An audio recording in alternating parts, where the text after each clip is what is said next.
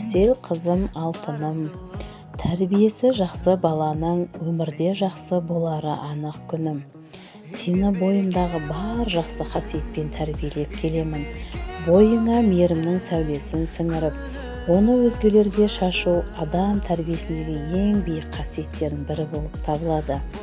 Тәрбиелі адам қандай ортада болсын, өзін жақсы жағынан көрсетіп, өзіне жауапкершілікпен қарай біледі.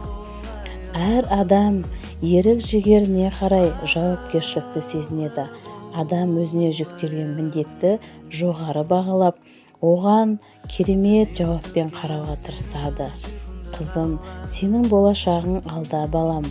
Қоршаған ортада, достарының алдында жауапкершілігі мол, тәрбиелі, білімді, абыройлы болуыңа тілектеспін жаным. Біз сенің болашағыңнан үлкен үміт күтеміз.